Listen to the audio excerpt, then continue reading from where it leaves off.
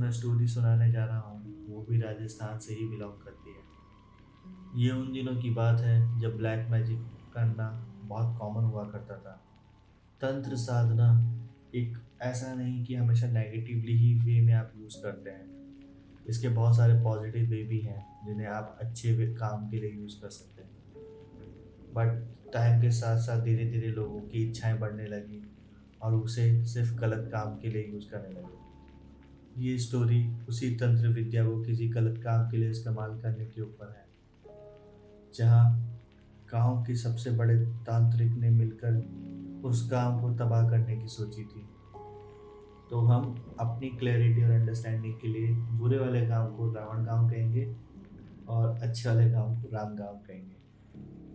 तो ये स्टोरी तब स्टार्ट होती है जब राम गाँव में सब कुछ अच्छा चल रहा था। वहाँ पे काफ़ी ज़्यादा पानी की प्रॉब्लम नहीं थी। हालाँकि जैसा आप जानते हैं कि राजस्थान में पानी बहुत इम्पोर्टेंट है। बट लकीली उस गाँव में ग्राउंड वाटर काफ़ी अच्छा था।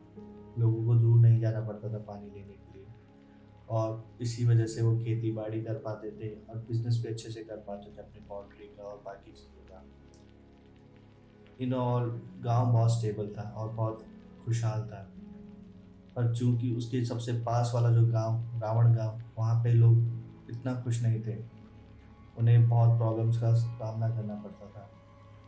तो कुछ लोगों ने मिलकर ये सोचा कि हम उस गाँव की ज़मीन ले लेते हैं और उन दिनों इतना ज़्यादा पुलिस नहीं हुआ करती थी। उस टाइम इतना लॉ नहीं रहा करता था। तो उस गाँव के तांत्रिकों ने मिलकर सोचा कि पूरे गाँव को तबाह करने के लिए तो हमें सिर्फ़ श्मशान घाट को जगाना पड़ेगा। तो शमशान घाट जलाना एक ऐसी क्रिया है जहाँ पर आप अपनी ब्लैक मैजिक से उस शमशान घाट में जली हुई जितनी भी लाशें हैं, जब से वो बना है तब से लेकर अब तक, उन सारी लाशों की आत्मा जिनको मुक्ति नहीं मिली है, आप उनको जगा सकते हैं। और क्योंकि वो बहुत परेशान आत्मा है, तो आप जब उन्हें पावर दे देते हैं, तो गाँव में तबाही मचा देंगी। वो बहुत बहुत डेंजरस होता है। कभी किसी को ऐसा नहीं लगा था कि कोई अपने दुश्मन के साथ भी ऐसा कर सकता है। तो राम गाँव वाले बिल्कुल अनजान थे इस चीज़ को लेकर। अब राम गाँव में एक इंसान की डेथ हो गई थी और उसकी डेथ बहुत ही भयानक थी। उसकी बॉडी के मतलब पीसेस हो चुके थे। समहाउ गाँव वालों ने उसकी लाश को बटोर के एक बॉक्स में रखा और उन्होंने सोचा कि हमें इसका दहन अभी ही करना पड़ेगा।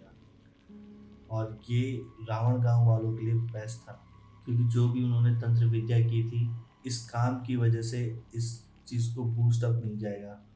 जनरली हम हिंदुइज़्म में लाशों को दिन में जलाते हैं, क्रियाक्रम दिन में किया जाता है, रात को नहीं। क्योंकि रात को माना जाता है कि कब्रिस्तान पे काफ़ी आत्माओं का वास होगा। तो राम गाँव वालों के सरपंच ने सोचा अपने बाकी समझदार लोगों से बात करके कि अगर ये बॉडी परिवार वाले देख लेते हैं उस आदमी के, तो उनके लिए बहुत मुश्किल हो जाएगा सर्वाइव करना। वो ये इमेज कभी अपनी नज़र से उतार ही नहीं पाएँगे। तो उन्होंने रातों ही रात उसका क्रियाक्रम करने की सोची। हालाँकि परिवार को पता तो था, पर उनको उसकी शक्ल नहीं देखने दी गई। अब आधी रात को मृत्युशैया कब्रिस्तान पर जा रही थी।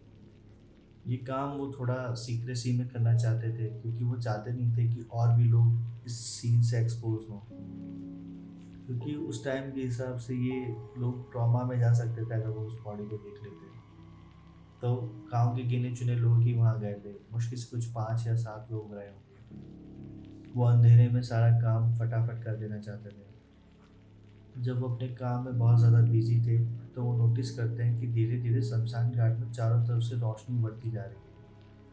और वो जब पीछे मुड़कर देखते हैं, तो वहाँ पर काफ़ी दूर-दूर तक मशालें उनको दिख रही थी। इतनी ज़्यादा मशालें उन्होंने कभी नहीं देखी थी। इतने तो टोटल लोग उनके गाँव में थे भी नहीं, और जिसमें तो वो ये काम छुप के कर रहे थे अपने गाँव वालों से।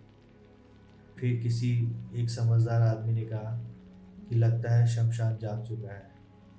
हमने बहुत बड़ी गलती कर दी है शमशान को जलाकर, और अगर अब हमने इस आत्मा को नहीं भगाया, तो हमारे पूरे गाँव पे खतरा आएगा। उनमें से एक बंदे को याद आता है कि शमशान घाट के जस्ट पास में एक बूढ़ी औरत रहती है अकेली। तो वो फटाफट उसके पास गया, किसी भी तरीके की उसे कोई मदद मिल जाए, बस वो उसी की उम्मीद में था। उसने जब जाकर ये सारी बात उस औरत को सुनाई, तो औरत ने ज़्यादा देर ना लगाकर फटाफट चूल्हे की तरफ गई और वहाँ से राख उठाई और अपनी पूरी बॉडी पे मल ली। वो काफ़ी ज़्यादा डरावनी लग रही थी। उनसे जितना हो सका उन्होंने अपने आप को उतना डरावना दिखाने की कोशिश करी और अपने हाथ में एक हाथ पे खरपा लिया और एक हाथ में कटोरा लेकर वो शमशान घाट की तरफ बढ़ ली। जैसा कि आप लोग जानते हैं कि आत्माओं को काली माँ से बहुत डर लगता है और उन्होंने जब तक वहीं पे खड़ी रही जब तक ये पूरा विधि-विधान सही से नहीं हुआ। कुछ ही टाइम बाद वहाँ पे रुकी सारी आत्माएँ वापस वहाँ से चली गई थी। वो लालटेन्स अब वहाँ नहीं थी और ये काम जैसे ही सफल हुआ, सब लोग अपने-अपने घर गए और चैन की साँस ली। वो सभी लोग उस बूढ़ी औरत के बहुत ज़्यादा शुक्रगुज़ार थे। उन्होंने सोचा कि हम अगले दिन जाकर पक्का उनसे मिलकर आएँगे और उनका शुक्रिया अदा करेंगे। अगले दिन जब वो झोपड़ी की तरफ गए, तो उन्होंने देखा वहाँ कोई झोपड़ी थी ही नहीं। ऐसा लग रहा था वहाँ कभी कोई रहता ही नहीं था। बहुत ही ज़्यादा कन्फ्यूज़िंग था कि ऐसा कैसे? बट फिर उनमें से कोई एक कहता है कि शायद काली माता ही आई थी हमारी मदद करने के लिए और उन्होंने ही हमें इस प्रॉब्लम से बाहर निकाला है।